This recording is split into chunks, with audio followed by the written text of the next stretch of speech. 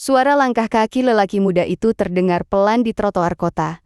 Aris, dengan pakaian lusuh dan sepatu sobek, menatap papan nama besar bertuliskan Restoran La Divine Cita Rasa Kelas Atas.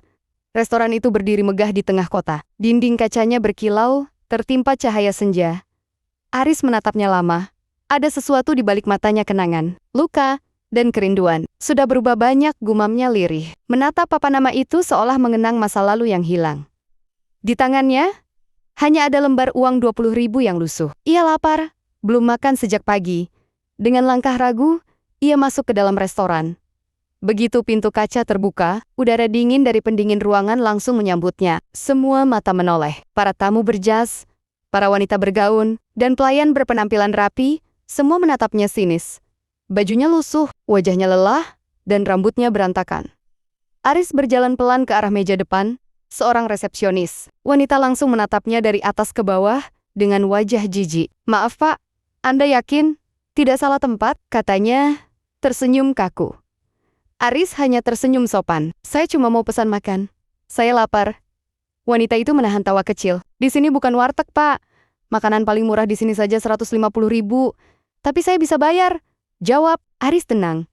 Dia membuka dompetnya, memperlihatkan selembar uang yang tak seberapa. Beberapa pengunjung mulai berbisik-bisik, menatapnya seolah dia pengemis yang salah tempat. Tiba-tiba, seorang wanita bergaun hitam elegan keluar dari arah dapur. Wajahnya tegas tapi cantik. Dialah Dita, manajer restoran. "Ada apa ini?" tanyanya dingin. "Bu Dita, pria ini ngotot mau makan di sini." Padahal pelayan itu menatap Aris dari ujung kepala sampai kaki. Penampilannya seperti itu. Dita melirik Aris sekilas. Tatapannya menusuk. "Mas, tolong ya. Kami tidak melayani orang yang tidak tahu etika berpakaian. Ini restoran bintang 5, bukan tempat numpang duduk." Nada bicaranya dingin, tapi menusuk dalam hati Aris. Aris tersenyum tipis. "Saya cuma mau makan, Mbak. Tidak lebih. Kalau lapar banyak tempat lain, jangan ganggu tamu saya." Dita memanggil satpam.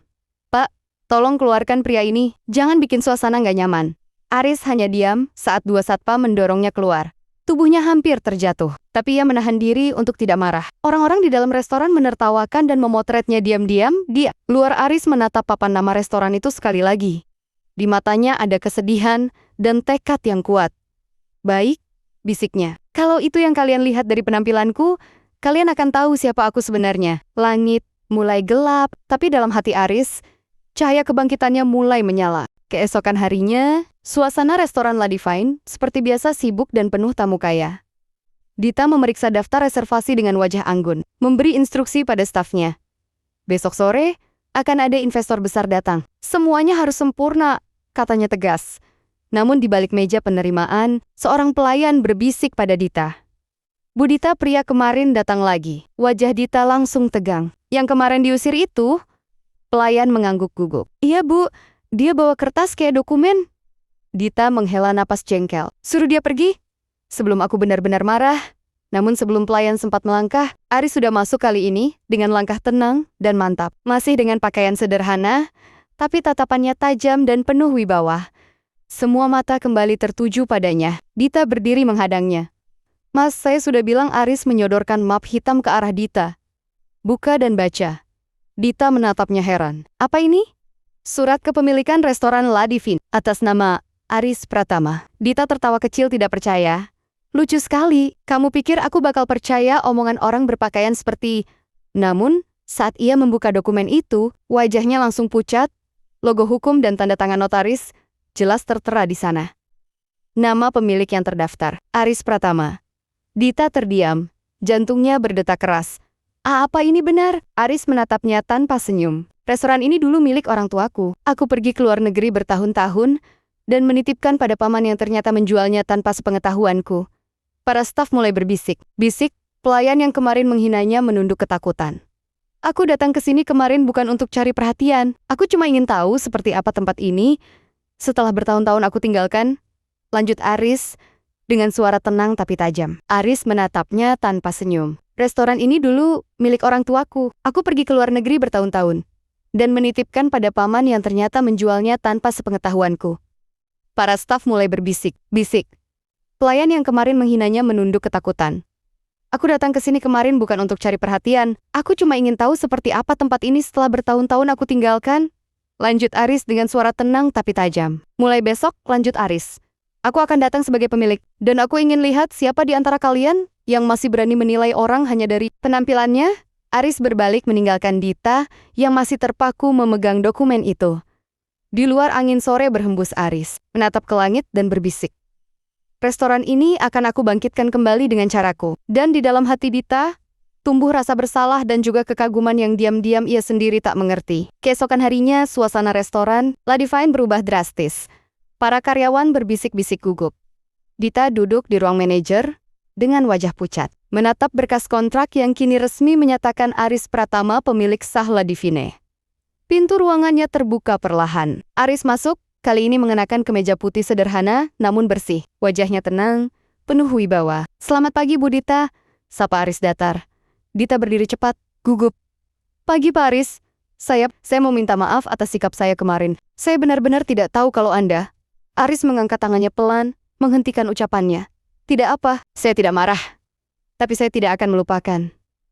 Dita menunduk dalam. "Saya mengerti." Aris berjalan ke arah jendela besar yang menatap ke arah dapur. Ia melihat para staf bekerja dengan wajah takut. "Saya tidak butuh orang yang pandai menjilat. Saya butuh orang yang tulus, melayani pelanggan siapapun mereka," katanya pelan. Dita hanya diam. Hatinya terasa sesak. Kata-kata itu menampar harga dirinya. "Mulai hari ini, semua pegawai akan saya evaluasi. Saya ingin lihat siapa yang bekerja karena hati, bukan karena status tamu." Aris menatap Dita dalam-dalam. "Dan kamu, tetap jadi manajer, tapi buktikan kamu layak." Dita mengangguk lirih. Aris pun melangkah keluar, meninggalkan aroma wibawa yang membuat semua orang terdiam. Di dalam hatinya Aris tahu membalas, bukan dengan marah, tapi dengan perubahan. Dan di hati Dita rasa bersalah mulai berubah menjadi kekaguman. Beberapa hari berlalu. Aris mulai memeriksa laporan keuangan restoran. Ia menemukan sesuatu yang mencurigakan, pengeluaran tak masuk akal. Dan saldo kas yang menurun drastis ini. "Tidak benar," gumamnya. Ia memanggil Dita ke ruangannya. "Kenapa laporan bulan lalu tidak cocok dengan data pemasok?" tanyanya tajam. Dita membuka berkasnya dengan gugup. "Saya tidak tahu, Pak. Semua data itu diurus bagian keuangan, Bima." Aris menatap tajam. "Yang berkumis itu?" "Iya, Pak. Kepala bagian keuangan." Aris terdiam. Ia pernah melihat Bima beberapa kali terlihat bersama seseorang pria asing berpakaian mahal yang selalu datang tanpa reservasi. Malam, itu Aris memutuskan untuk mengawasi diam-diam. Dari ruang CCTV, ia melihat Bima menerima amplop tebal dari seorang pria. Wajah Aris mengeras. Jadi benar, ada yang main kotor di dalam. Keesokan harinya, Aris memanggil seluruh staf. "Mulai sekarang, sistem laporan keuangan akan saya ubah. Semua pemasok harus konfirmasi langsung ke saya, tidak ada lagi perantara." Bima mencoba membantah. Tapi Aris menatapnya dengan tajam. "Kalau ada yang merasa keberatan, boleh keluar sekarang." Semua terdiam. Dan untuk pertama kalinya, para staf melihat bahwa pria yang dulu mereka hina itu punya kekuatan yang tak bisa diremehkan. "Kalau ada yang merasa keberatan, boleh keluar sekarang." Semua terdiam. Dan untuk pertama kalinya, para staf melihat bahwa pria yang dulu mereka hina itu punya kekuatan yang tak bisa diremehkan. Hari-hari berlalu, restoran La Divine perlahan berubah. Aris membawa banyak ide baru dari resep, pelayanan, hingga cara menghormati pelanggan kecil. Suatu sore, Dita melihat Aris duduk bersama seorang anak kecil penjual tisu di depan restoran. Anak itu diberi makan dan diajak bicara lembut. Dita memperhatikan diam-diam dari balik kaca. Matanya basah tanpa ia sadari. "Dia benar-benar berbeda," bisiknya. Beberapa malam kemudian, saat restoran tutup, Dita memberanikan diri membawa 2 cangkir kopi ke ruang kerja Aris. "Pak Aris, saya tahu, saya sudah salah menilai. Tapi bolehkah saya belajar dari Anda?" Aris menatapnya sejenak, lalu tersenyum kecil. "Belajar tidak perlu izin, Dita. Yang penting mau berubah."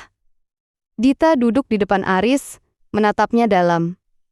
"Kemarin saya menilai orang dari baju, dari wajah. Sekarang saya tahu, yang paling berharga justru hati seseorang." Aris terdiam. Ada kehangatan aneh di dadanya saat melihat mata Dita. "Terima kasih, Dita," katanya pelan. "Mungkin restoran ini butuh orang sepertimu, yang berani mengakui kesalahan." Malam itu, 2 hati yang awalnya penuh prasangka, mulai saling terbuka. Hari itu seorang pria asing datang ke restoran dengan langkah percaya diri, setelan jas mahal, senyum licik. Dialah Raka, mantan paman Aris, orang yang dulu menjual restoran ini diam-diam. Dita yang menyambutnya di depan. sempat bingung. Anda siapa, Pak? Raka tersenyum sinis, bilang pada Aris. Pamannya datang. Begitu Aris keluar dari ruangannya, suasana langsung tegang. Paman, suara Aris berat. Sudah lama, keponakanku, jawab Raka, pura-pura ramah. Kau datang mengambil restoran ini? Ya, padahal aku yang membesarkannya. Aris menatap dingin. Membesarkan dengan uang hasil menjual nama keluargaku? Raka mendekat, hati-hati Aris. Aku masih punya orang dalam di sini. Satu langkah salah, restoran ini bisa tutup dalam seminggu. Aris menatapnya tanpa gentar. Aku tidak takut, karena aku tahu siapa yang bersih dan siapa yang kotor. Setelah Raka pergi, Dita masuk dengan wajah panik. Pak Aris, apa benar dia paman Anda? Iya, jawab Aris singkat. Dan dia yang membuat restoran ini hampir hancur. Dita menggigit bibirnya, takut dan khawatir. Tapi Pak, kalau dia masih punya koneksi di dalam, berarti kita dalam bahaya. Aris menatap langit-langit, lalu tersenyum tenang. Tidak, Dita, justru ini waktunya kita buktikan. Ladivine tidak akan jatuh lagi. Dan sejak hari itu, perang dingin pun dimulai antara Aris si pemilik sah dan Raka si pengkhianat darah sendiri. Di balik semua itu, perasaan antara Aris dan Dita makin tumbuh, meski keduanya belum berani mengakuinya. Pagi itu, restoran, Ladivine tampak kacau. Aris baru datang namun semua staf terlihat panik. Dita berlari menghampirinya sambil membawa laporan, Pak, ada masalah besar, uang kas 200 juta hilang dari brankas. Semua mata tertuju pada mereka. Aris menatap dingin ke arah ruang kasir. Lalu, ke para karyawan, siapa yang terakhir pegang kunci brankas? Tanyanya tegas. Salah satu staf menunjuk. Bu Dita, Pak, semalam beliau yang terakhir tutup restoran. Ruangan mendadak hening. Dita terpaku. Apa? Tidak, saya cuma memastikan semua sudah aman sebelum pulang. Tapi dari rekaman CCTV yang ditunjukkan Bima si kepala keuangan, terlihat seseorang yang mirip Dita memasukkan sesuatu ke tasnya. Aris terdiam menatap layar. Lihat Pak, ujar Bima licik. Kalau bukan dia, siapa lagi? Dita menatap Aris dengan mata berkaca-kaca. Pak Aris, saya tidak mencuri.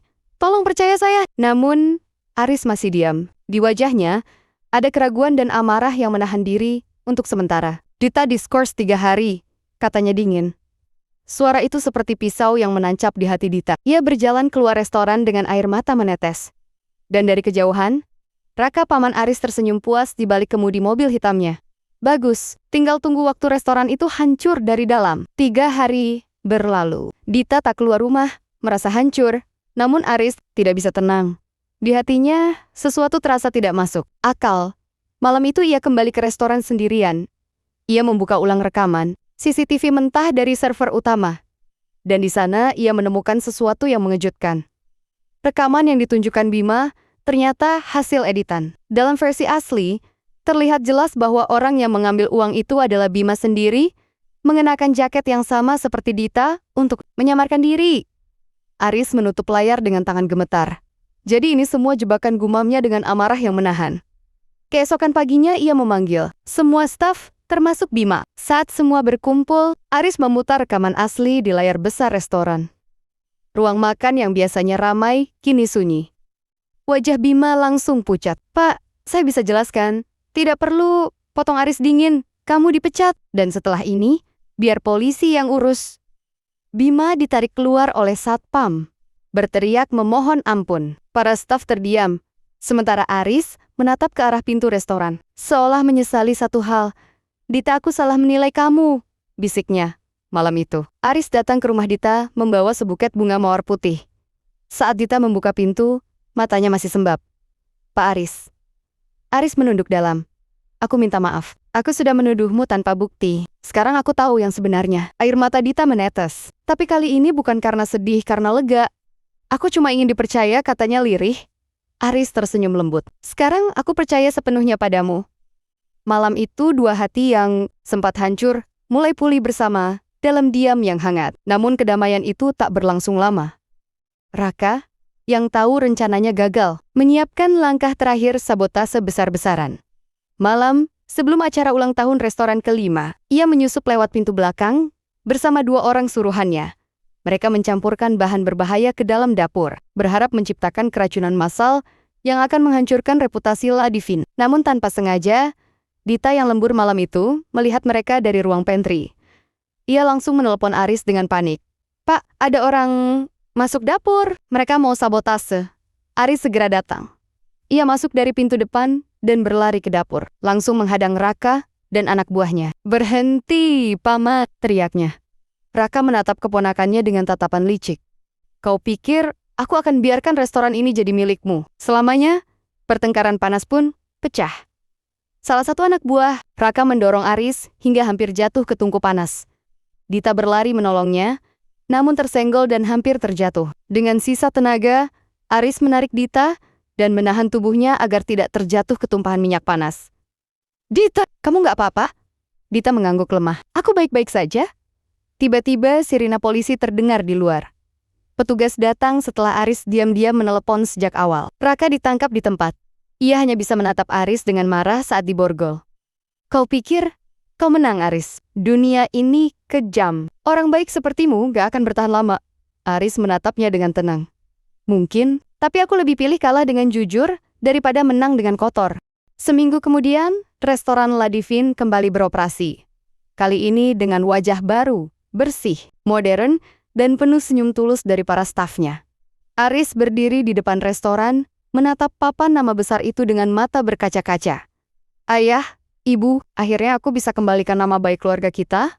Dita mendekot, mengenakan seragam baru dengan logo La Divine yang kini bersinar. "Restoran ini luar biasa sekarang," katanya sambil tersenyum lembut, "karena orang yang memimpinnya luar biasa." Aris menatap Dita, lalu berkata pelan, "Kalau bukan karena kamu, mungkin aku sudah menyerah sejak awal." Dita menunduk malu, pipinya memerah. "Kalau bukan karena kamu, aku nggak akan tahu apa artinya menilai orang dari hatinya." Mereka berdua terdiam sejenak, menatap matahari sore yang menembus kaca restoran. Aris menggenggam tangan Dita. "Mau temani aku jaga La Divine selamanya?" Dita tersenyum, air mata bahagia mengalir di pipinya. "Selama-lamanya?" Kamera seakan menyorot dari jauh, memperlihatkan dua sosok itu berdiri di depan restoran yang kini ramai oleh pelanggan. Musik lembut mengiringi akhir kisah mereka. Dari seorang pria miskin yang diusir dengan hinaan, menjadi pemilik sejati yang memimpin dengan ketulusan, dan cinta yang lahir dari kesalahan, kini menjadi kekuatan untuk membangun masa depan bersama. Kadang penampilan menipu, tapi hati yang tulus akan selalu menang.